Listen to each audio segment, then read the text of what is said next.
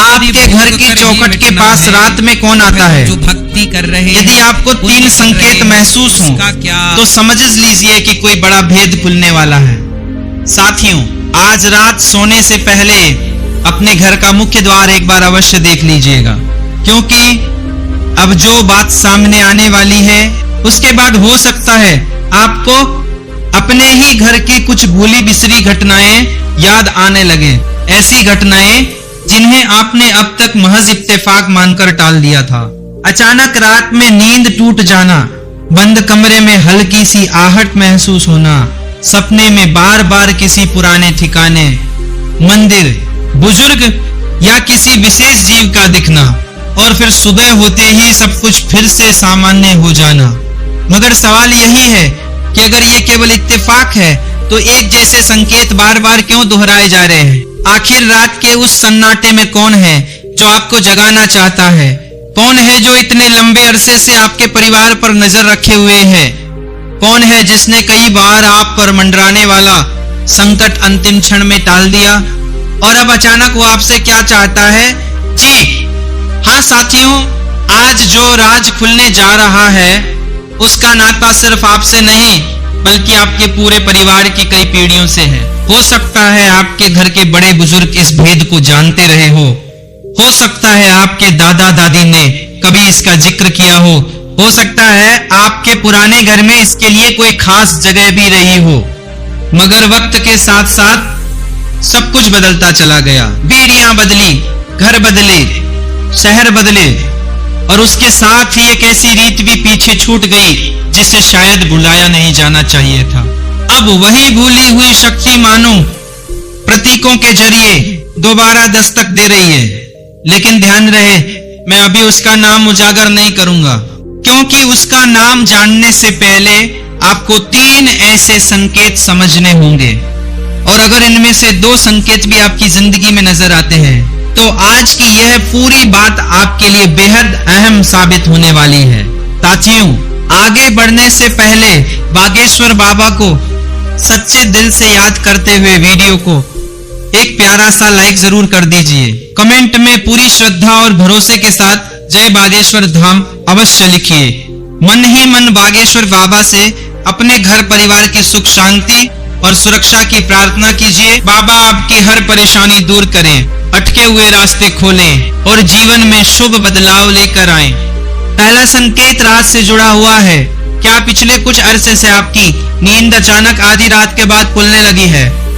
खासकर उस पल जब घर में एकदम सन्नाटा होता है, आप आंख खोलते हैं, घड़ी की तरफ देखते हैं, कुछ पल तक समझ नहीं आता कि नींद क्यों टूटी। ना कोई आवाज, ना फोन, ना कोई इंसान, फिर भी मन कहता है जैसे किसी ने आपको जगाया हो। आप करवट लेते हैं, फिर सो जाते हैं, लेकिन 2-3 दिन बाद वही सिलसिला दोबारा दोहराता है। फिर सो जाते हैं, लेकिन 2-3 दिन बाद वही सिलसिला दोबारा दोहराता है। अभी किसी सपने के बाद, कभी बिना किसी सपने की। और सबसे अजीब बात यह है कि उसी वक्त अचानक आपको किसी ऐसे इंसान की याद आ जाती है जो अब आपके साथ नहीं है। कोई पुराना घर याद आता है, कोई ऐसी जगह याद आती है जहां आप बरसों से नहीं गए। यही से पहला रहस्य शुरू होता है, क्योंकि आध्यात्मिक परंपराओं में रात के आखिरी पहर को महज नींद का वक्त नहीं माना गया, बल्कि इसे मन के भीतर दबी यादों, संकेतों और आध्यात्मिक चेतना के जागने का समय भी बताया गया है। लेकिन असली चौंकाने वाली बात अभी बाकी है। दूसरा संकेत आपके घर की चौखट और उसके इर्द गिर्द नजर आता है। पिछले कुछ वक्त में अगर आपके घर के आसपास कोई खास जीव, प्रतीक या दृश्य बार बार आपकी नजरों के सामने आया है तो उसे फौरन डर की नजर से मत देखिए, मगर यह जरूर सोचिए कि आपका ध्यान लगातार उसी चीज पर क्यों जा रहा है। एक दिन आपने रास्ते में उसे देखा, दूसरे दिन किसी तस्वीर में, तीसरे दिन सपने में, फिर किसी मंदिर में वही प्रतीक आपके सामने आ गया। आपने इसे इत्तेफाक कह दिया, मगर आध्यात्मिक मान्यताओं में कहा गया है कि जब कोई भूली हुई पारिवारिक रीत मन को पुकारती है तो वह सीधे शब्दों में नहीं आती, वह प्रतीकों के रूप में आती है। यहाँ भी मैं अभी उसका नाम नहीं लूंगा, क्योंकि जिस दिन आपको पता चलेगा कि वो प्रतीक किस देव शक्ति से जुड़ा माना जाता है, उसी दिन इस पूरी कहानी की दिशा बदल जाएगी।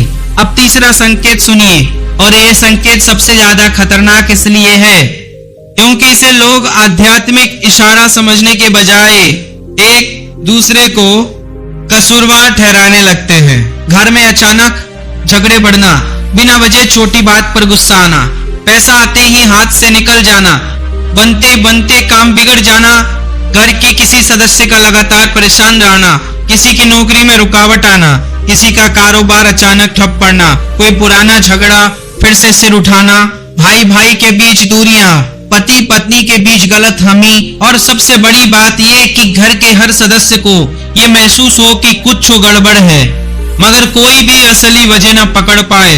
यहीं पर आपको ठहर कर अपने परिवार के अतीत की ओर देखना होगा। साथियों, एक बात अपने घर के बुजुर्ग से जरूर पूछिए, हमारे घर में पहले किस देवता की उपासना होती थी? बस ये एक सवाल, फिर उनका चेहरा गौर से देखना। हो सकता है वे अचानक कोई ऐसा नाम ले जो आपने बरसों से नहीं सुना। हो सकता है वे बताएं कि तुम्हारे दादा हर साल किसी खास मंदिर जाया करते थे। हो सकता है वे बताएं कि पुराने आंगन में किसी एक स्थान पर हमेशा दिया जलाया जाता था। हो सकता है वे कहे कि अमावस्या के दिन तुम्हारी दादी कुछ खास करती थी। हो सकता है वे ऐसी बात बता दे जिसे सुनकर आपके रोंगटे खड़े हो जाएं, क्योंकि वही बात आज आपके साथ घट रही घटनाओं से जुड़ सकती है। और अब सबसे बड़ा सवाल, अगर सच में कोई दिव्य पारिवारिक शक्ति अब तक आपकी हिफाजत करती आई है तो अब वो अचानक याद क्यों दिला रही है? क्या वह रुष्ट है, या घर में कोई बड़ी घटना घटने वाली है, या कोई संकट टलने वाला है, या वो पहले से ही आपको आगाह कर रही है? साथियों, कहानी यही सबसे गहरी हो जाती है, क्योंकि पुराने वक्त में परिवार सिर्फ मंदिर जाकर पूजा अर्चना नहीं करते थे, वे घर के भीतर कुछ नियम भी मानते थे। बड़ों का अनादर नहीं, स्त्रियों का अपमान नहीं, पूजा स्थान को अशुद्ध नहीं रखना, घर में हरदम कलह न करना, पशु पक्षियों को बेवजह तकलीफ न देना, पुरों को न भुलाना। लेकिन नई जिंदगी की भाग दौड़ में इन चीजों की अहमियत धीरे धीरे घटती चली गई, और आध्यात्मिक मान्यताओं के मुताबिक जब परिवार अपनी जड़ों से बहुत दूर निकल जाता है, तब संकेत सबसे पहले बहुत हल्के आते हैं। एक सपना, कोई अजीब इत्तेफाक, रात में अचानक नींद खुलना, किसी पुराने देव स्थान का ख्याल आना, किसी बुजुर्ग की बात याद आना। मगर जब इन्हें बार बार अनदेखा किया जाता है, तब परिवार के भीतर बेचैनी बढ़ने लगती है। अब मैं आपको एक और बात बताना चाहता हूँ। क्या आपकी जिंदगी में बीते कुछ बरसों में कोई ऐसी घटना घटी थी जहां आपको पूरा यकीन था कि अब बहुत बड़ा नुकसान होकर रहेगा, मगर आखिरी पल में हालात पलट गए, कोई हादसा टल गया, किसी गलत इंसान की असलियत वक्त रहते सामने आ गई, कोई बड़ा आर्थिक नुकसान होते होते बच गया, किसी झूठे इल्जाम से पहले सच्चाई उजागर हो गई, किसी बीमारी या मुसीबत में अचानक मदद मिल गई? अगर ऐसा कुछ हुआ है तो उस दिन को याद कीजिए। क्या उससे एक दिन पहले आपको कोई सपना आया था? क्या किसी मंदिर जाने का मन हुआ था? क्या किसी बुजुर्ग ने अचानक फोन किया था? या घर में दिया अपने आप ज्यादा देर तक जलता रहा था? या क्या आपका मन बिना किसी वजह के किसी देवता की तरफ खिंच गया था? ये वे छोटे छोटे टुकड़े हैं जो इस पूरे भेद को आपस में जोड़ते हैं। और अब मैं आपको उस शक्ति की पहचान के भेद करीब लेकर जा रहा हूँ। गौर कीजिए, इसका नाता धरती से भी है, आपके कुल से भी है, आपके पुरखों से भी है, आपके पुरखों से भी है, और भगवान शिव से जुड़े एक अत्यंत प्राचीन प्रतीक से भी इसका संबंध बताया जाता है। जब कुछ लोगों को अंदाजा लगने लगा होगा, लेकिन अभी ठहरिए, नाम मत सोचिए, क्योंकि जो आप सोच रहे हैं कहानी सिर्फ उतनी नहीं है। ये किसी एक देव शक्ति का अकेला इशारा नहीं, बल्कि 3 आध्यात्मिक परंपराओं का संगम है। और यही वजह है कि अलग अलग लोगों को अलग अलग संकेत दिखते हैं। किसी को सपना, किसी को पुराना मंदिर, किसी को दिवंगत बुजुर्ग, किसी को कोई खास जीव, किसी को घर में चल रहा लगातार विवाह, किसी को थमती हुई आर्थिक रफ्तार, और किसी को रात के आखिरी पहर में बार बार जागना। अब सबसे बड़ा खुलासा यह नहीं कि वो कौन है, सबसे बड़ा खुलासा यह है कि वो आपसे चाहता क्या है। और सुनकर शायद आपको यकीन न हो, वो आपसे धन नहीं मांगता, वो सोना नहीं चाहता, वह कोई मुश्किल बलि या भयावह अनुष्ठान नहीं चाहता। वो आपसे सिर्फ 4 चीजें चाहता है। पहली चीज ऐसी है जिसे आपके घर में पिछले कुछ समय से शायद लगातार तोड़ा जा रहा है। दूसरी चीज का ताल्लुक सीधे परिवार की स्त्रियों और बुजुर्गों से है। तीसरी चीज का नाता आपके पुरखों से है। और चौथी चीज को अगर आपने समझ लिया तो आपको यह भी समझ आ जाएगा कि बनते बनते काम बार बार क्यों रुक रहे थे और घर की शांति क्यों घटती जा रही थी। इसलिए आगे की बात बिल्कुल मत छोड़िएगा, क्योंकि अब हम पहले संकेत से पर्दा उठाने जा रहे हैं। और जैसे ही पहला पर्दा उठेगा आपको समझ आने लगेगा कि रात में आपकी नींद अचानक क्यों टूट जाती है, आपका ध्यान बार बार एक ही प्रतीक की ओर क्यों जाता है। आपके परिवार के पुराने लोगों ने उस शक्ति को कभी मामूली क्यों नहीं समझा और आज इतने वर्षों बाद फिर उसी की याद आपके सामने क्यों आ रही है। लेकिन उससे पहले अगर आप अपने कुल, अपने आराध्य और अपने पुरखों में आस्था रखते हैं तो वीडियो को एक प्यारा सा लाइक जरूर दीजिए और कमेंट में अपने इष्ट देव का नाम लिखिए, क्योंकि अब जो नाम सामने आने वाला है वही बताएगा कि आपके घर की चौखट से जुड़ा वो पुराना राज आखिर है क्या, और सबसे बड़ी बात ये, और सबसे क्या चाहता है, और इस बार आपसे क्या चाहता है। साथियों अब ध्यान से सुनिए, क्योंकि आज की बात किसी आम धार्मिक कथा, साधारण सपने या इत्तेफाक की चर्चा नहीं है। पिछले कुछ अरसे से अगर रात के वक्त आपकी नींद अचानक टूट रही है, किसी अनजाने बेचैनी की वजह से आप बार बार जाग जाते हैं सपने में, पुराना घर, कोई मंदिर, शिवलिंग, नाग, कोई दिवंगत बुजुर्ग या ऐसी जगह दिखती है जिसे आपने बरसों से नहीं देखा, तो इसे सुनते वक्त अपने मन को शांत रखिए। डरिए बिल्कुल भी नहीं, क्योंकि हर सपना कोई भविष्यवाणी नहीं होता, हर आड़ कोई राज नहीं होती और हर घटना के पीछे कोई अलौकिक वजह नहीं होती। मगर कई बार हमारा मन, हमारी यादें और हमारे पारिवारिक संस्कार हमें ऐसी बात याद दिलाने लगते हैं जिसे हम लंबे अरसे से भुला चुके होते हैं। और आज का पहला रहस्य यहीं से शुरू होता है। आपके सामने बार बार आने वाला पहला प्रतीक है नाग। जी हाँ साथियों, अगर बीते कुछ दिनों या महीनों में नाग या सर्प से जुड़ा कोई दृश्य आपके सामने बार बार आया है, चाहे सपने में, मंदिर में, तस्वीर में, किसी धार्मिक बातचीत में या असल जिंदगी में, तो इसे सिर्फ भय की नजर से देखने की जरूरत नहीं। भारतीय धार्मिक परंपराओं में नाग को भगवान शिव से जोड़ा गया है। नाग को भूमि रक्षक और कई पुरानी पारिवारिक रीतियों का प्रतीक भी माना गया है। लेकिन यहाँ एक बेहद अहम बात समझनी होगी। अगर असल जिंदगी में कोई सांप नजर आए तो उसके करीब जाने, उसे पकड़ने या छेड़ने की कोशिश बिल्कुल न करें।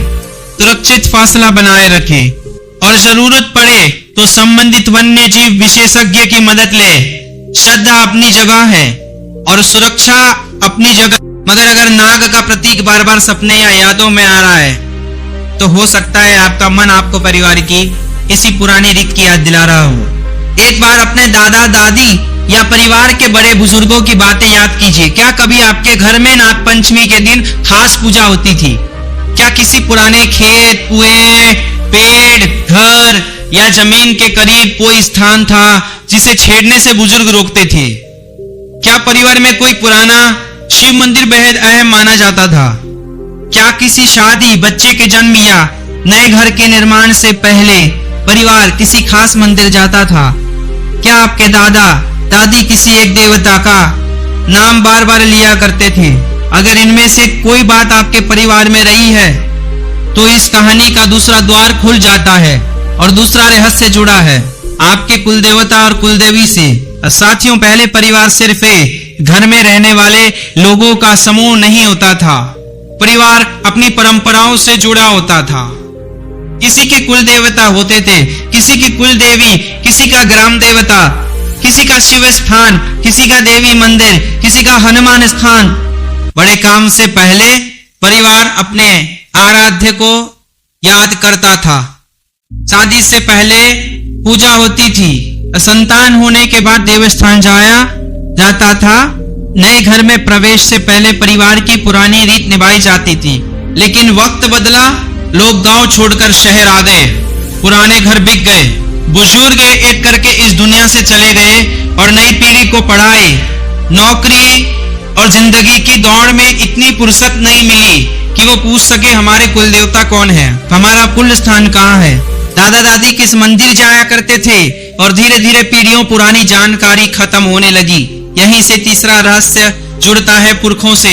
क्या कभी ऐसा हुआ है कि आप सामान्य ढंग से अपना काम कर रहे हो और अचानक किसी दिवंगत दादा दादी, माता पिता या बुजुर्ग की बहुत तेज याद आ जाए, बिना किसी वजह के आप बाजार में हो और अचानक पुराने घर की याद आ जाए, आप रात में सोए हो और सपने में वही पुराना आंगन नजर आए, वही दरवाजा, वही दीवार, वही चारपाई, वही बुजुर्ग आपको ताकते हुए दिखे और नींद खुलने पर कुछ देर तक मन भारी रहे। साथियों, इसका मतलब फौरन यह मत निकालिए कि कोई अदृश्य शक्ति आपको पुकार रही है। साथियों, इसका मतलब फौरन यह मत निकालिए कि कोई अदृश्य शक्ति आपको पुकार रही है। कई बार हमारा मन बस अपनी जिंदगी की जड़ों को याद कर लेता है, मगर इस पूरे रहस्य में सबसे दिलचस्प बात यह है कि 3 चीजें एक साथ जुड़ रही हैं: नाग का प्रतीक, कुल देवता की भूली हुई रीत और पुरखों की याद। अब शायद आप समझ रहे होंगे कि आज की बात सिर्फ ये नहीं है कि रात में कौन आता है। असली सवाल ये है कि आपको क्या याद दिलाया जा रहा है। और अब सबसे बड़ा खुलासा शुरू होता है। वो शक्ति आपसे 4 चीजें चाहती है। पहली चीज है घर की पवित्रता, मगर ध्यान रखिए, पवित्रता का मतलब सिर्फ पूजा घर की सफाई नहीं है। आपने कई घरों में देखा होगा कि सुबह पूजा होती है, घंटी बजती है, दिया जलता है, मगर उसके कुछ ही देर बाद घर में कलश शुरू हो जाती है। भाई भाई से बात नहीं करता, पति पत्नी एक दूसरे का सम्मान नहीं करते, माता पिता से ऊंची आवाज में बात होती है, पुरानी बातों पर रोज ताने मारे जाते हैं। तो सिर्फ अगरबत्ती जलाने से शांति कैसे आएगी?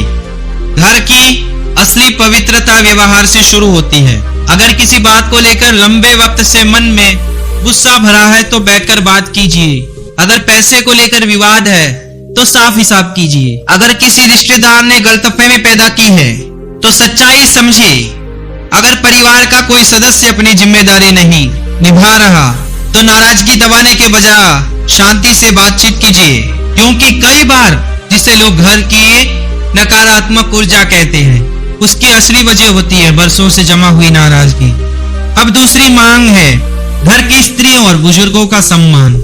साथियों, अगर घर की माँ रोज सबसे पहले उठकर पूरे घर के लिए मेहनत करे, बीमारी में भी खाना बनाए और बदले में उसे बेइज्जती मिले, तो घर का माहौल अच्छा कैसे रहेगा? अगर पत्नी की हर बात को छोटा समझा जाए, अगर बेटी की ख्वाहिश को हर बार दबाया जाए, अगर बहू को सिर्फ जिम्मेदारियां मिले, इज्जत नहीं, अगर बुजुर्ग पिता एक कमरे में बैठकर किसी के साथ बात करने का इंतजार करते रहे, तो बाहर चाहे कितनी भी पूजा क्यों ना हो, भीतर की शांति टूटने लगती है। इसलिए अगर कुछ बदलना है तो सबसे पहले सम्मान लौटाइए। तीसरी मांग है पुरखों का स्मरण। इसके लिए कोई बहुत बड़ा अनुष्ठान करना जरूरी नहीं। किसी जरूरतमंद को भोजन दीजिए, किसी बुजुर्ग की मदद कीजिए, पक्षियों के लिए पानी रखिए, किसी असहाय की सहायता कीजिए। और कभी कभी अपने दिवंगत माता पिता, दादा दादी या पुरखों को याद करके मन ही मन कहिए, आपने जो जिंदगी दी उसके लिए शुक्रिया। मगर एक बेहद अहम बात, अगर आपके माता पिता जीवित हैं तो उनकी सेवा सबसे पहले है। जीवित माता पिता को तकलीफ देकर पुरखों के नाम पर दान करना अधूरा भाव है। चौथी मांग है अपने कुलदेवता को पहचाना। अगर आपको अपने कुलदेवता या कुलदेवी का नाम पता है तो अच्छी बात है, अगर नहीं पता तो घर के बुजुर्गों से पूछिए, मामा, चाचा, ताऊ, बुआ, दादा के भाई, पुराने रिश्तेदार, किसी से भी पूछिए। अपने पैतृक गांव के लोगों से जानकारी लीजिए, पुराने मंदिरों के बारे में पता कीजिए। दादी किस देवी का नाम सबसे ज्यादा लेती थी, दादा किस मंदिर जाया करते थे, शादी के बाद परिवार किस स्थान पर माथा टेकता था, ये जानने की कोशिश कीजिए। हो सकता है फौरन जवाब न मिले, मगर तलाश करते करते आपको अपने परिवार की ऐसी कहानी पता चल जाए जिसका आपको आज तक अंदाजा भी नहीं था। अब यहाँ कहानी और गहरी होती है, क्योंकि आने वाले वक्त में आप पे सामने कोई बड़ा फैसला आ सकता है। ये धन से जुड़ा हो सकता है, रिश्ते से, परिवार से, जमीन या जायदाद से, नौकरी से, या किसी ऐसे इंसान से जो लंबे अरसे बाद आपकी जिंदगी में लौट सकता है। और इस दौरान आपको 3 गलतियों से बचना है। पहली जल्दबाजी, कोई भी बड़ा फैसला सिर्फ भावनाओं में बकर मत लीजिए। दूसरी, गलत इंसान पर आंख मूंद कर भरोसा। और तीसरी, सबसे खतरनाक, डर के चलते गलत नतीजे पर पहुंच जाना। अगर कोई सपना आ गया, रात में नींद टूट गई, घर में कुछ दिन तनाव बढ़ गया या कोई काम अटक गया, तो फौरन ये मत मान लीजिए कि कोई बड़ी नकारात्मक शक्ति आपके पीछे पड़ गई है। हर इंसान के सोचने समझने की ताकत घटा देता है। और डर के वक्त ही गलत लोग फायदा उठाते हैं। अगर कोई इंसान कहे कि आपके घर में बहुत बड़ा दोष है, फौरन हजारों लाखों का अनुष्ठान कराना होगा, तो पहले सोचिए। भगवान के नाम पर डराने वाले हर शख्स पर यकीन मत कीजिए। आपकी आस्था आपकी ताकत होनी चाहिए, कमजोरी नहीं। अब धन की बात, अगर अचानक कोई इंसान बड़ा आर्थिक मौका लेकर आए और कहे आज ही पैसा लगाना होगा, ये मौका दोबारा नहीं आएगा। गारंटी है कि कुछ ही दिनों में पैसा दोगुना हो जाएगा। किसी को मत बताना, तो सबसे पहले ठहर जाइए, कागजात पढ़िए, शर्तें समझिए, जरूरत हो तो किसी जानकार से राय लीजिए। किसी के कहने भर पर फौरन निवेश मत कीजिए, बिना पढ़े दस्तखत मत कीजिए। याद रखिए, घर की हिफाजत सिर्फ पूजा से नहीं होती, समझदारी से भी होती है। अब रिश्तों का संकेत भी बेहद अहम है। कोई पुराना इंसान वापस लौट सकता है, पुराना प्रेमी, पुराना दोस्त, कोई रिश्तेदार या कोई ऐसा शख्स जिससे आपका नाता टूट चुका था। वो कह सकता है मुझसे गलती हुई, मैं बदल चुका हूँ, एक मौका और दे दो। अब आपको सिर्फ उसकी बात नहीं सुननी, उसके कर्म देखने हैं। क्या उसने अपनी गलती मानी? क्या उसने वाकई अपना बर्ताव बदला? क्या वो आपको इज्जत दे रहा है या वो सिर्फ अपनी किसी जरूरत के चलते लौटा है? याद रखिए, जिंदगी में लौटने वाला हर इंसान आशीर्वाद नहीं होता। कुछ लोग सिर्फ इसलिए वापस आते हैं ताकि आपको पता चले कि अब आप पहले जैसे नहीं रहे। अब परिवार की बात आ, घर में कोई पुरानी बात अचानक सामने आ सकती है। जायदाद का मामला, जमीन का मामला, पुराना बंटवारा, कोई छिपा हुआ कागज, किसी बुजुर्ग का फैसला या बरसों पुराना झगड़ा। अगर ऐसा हो तो गुस्से में इसी दिन फैसला मत कीजिए। पूरी बात सुनिए, कागजात देखिए, रिकॉर्ड जांचिए, क्योंकि आधा सच कई बार पूरे परिवार में आग लगा देता है। और अब वो आधी रात वाला रहस्य, अगर आपकी नींद रात 3 बजे से 5 बजे के बीच खुल जाए तो घबराइए मत। कमरे में कोई साया मत ढूंढिए, कोई डरावनी कल्पना मत कीजिए, शांत रहिए। अपने इष्ट का नाम लीजिए, वो नमः शिवाय 11 बार बोल सकते हैं, हनुमान जी का स्मरण कर सकते हैं। फिर अपने कुल देवता, माता, पिता और पुरखों को मन ही मन प्रणाम कीजिए, बस इतना ही। अगर कोई सपना बार बार कई बार दिखे तो सुबह उसे लिख लीजिए। कुछ दिनों बाद देखिए कि उसमें कौन सी चीज बार बार आ रही है। पुराना घर, मंदिर, बुजुर्ग, नाग, पानी, कोई खास जगह, मगर उसे देखकर डरना नहीं, उसे बस समझना है। अब अपने घर के मुख्य द्वार को भी देखिए, क्या वहां लंबे अरसे से कबाड़ जमा है, टूटे फूटे सामान, पुराने जूते, बेकार डिब्बे। क्या चौखट की सफाई नहीं हुई? उसे साफ कीजिए। अगर पहले आपके घर में मुख्य द्वार के पास दिया जलता था, कोई धार्मिक चिन्ह लगाया जाता था या कोई खास रीत निभाई जाती थी, तो अपने बुजुर्ग से पूछिए ये क्यों किया जाता था। हो सकता है इसी एक सवाल से परिवार का बहुत पुराना राज खुल जाए। और आने वाले दिनों में 4 संकेतों पर गौर कीजिए। अचानक किसी पुराने मंदिर जाने का मन करना, किसी बुजुर्ग का परिवार की पुरानी रीत के बारे में कुछ बताना, घर की सफाई के दौरान कोई पुरानी धार्मिक वस्तु, तस्वीर या किताब मिलना, या अचानक पैतृक गांव, पुराने घर या कुल स्थान की चर्चा छिड़ जाना। इसे फौरन चमत्कार मत मानिए, मगर इसे पूरी तरह नजरअंदाज भी मत कीजिए। हो सकता है इसी बहाने आपको पहली बार पता चले कि आपके परिवार का असली कुल स्थान कहाँ है। और अब इस पूरी कहानी का आखिरी रहस्य समझिए। जिस शक्ति को आपने रात में आने वाला कोई देवता समझा, उसकी असली मौजूदगी शायद किसी डरावने साये में नहीं है। वो आपकी दादी का जलाया हुआ दिया है, वो पिता की दी हुई सीख है, वो दादा की कही चेतावनी है, वो माँ की दुआ है, वो आपके कुल देवता की रीत है, वो आपके पुरखों की याद है, वह भगवान शिव से जुड़ी नाग श्रद्धा है। और इन सब का पैगाम एक ही है, अपनी जड़ों को मत भूलिए। अपने घर को सिर्फ ईंट दीवार का ढांचा मत बनने दीजिए, उसे परिवार बनाकर रखिए। अगर घर में झगड़ा है तो हल तलाशिए। अगर धन रुक रहा है तो अपने खर्च और फैसलों पर गौर कीजिए। अगर कोई धोखा दे रहा है तो आंख मूंद कर भरोसा मत कीजिए। अगर कोई पुराना इंसान लौटे तो उसके शब्दों से ज्यादा उसके कर्म देखिए। अगर आपको अपने कुल देवता का नाम नहीं पता तो उसे जानने की कोशिश कीजिए। अपने माता पिता का सम्मान कीजिए, घर की स्त्रियों का सम्मान कीजिए, बुजुर्गों की बात सुनिए, पुरों को याद कीजिए और सबसे डर में नहीं विवेक में रहिए, क्योंकि सच्ची देव कृपा आपको भयभीत नहीं करती, वो आपको सही गलत पहचानने की समझ देती है। तो अब शायद आपको जवाब मिल चुका है, वो रात में क्यों आता है, वो कौन है और इस बार आपसे क्या चाहता है। वो आपको डराने नहीं आता है, वो आपको आपकी जड़ों की याद दिलाने आता है, वो आपको आपकी जड़ों की याद दिलाने आता है। वो चाहता है कि आप अपने कुल को न भूलें, अपने पुरखों का सम्मान करें, अपने घर में शांति बनाए रखें और किसी भी बड़े फैसले में विवेक का साथ न छोड़ें। अगर आज की ये बात आपके दिल तक पहुंची है तो वीडियो को एक प्यारा सा लाइक जरूर दीजिए और कमेंट में अपने आराध्य का नाम श्रद्धा से लिखिए।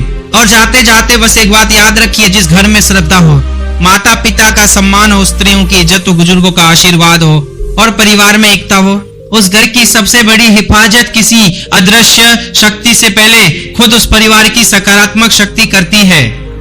जय आपके आराध्य की।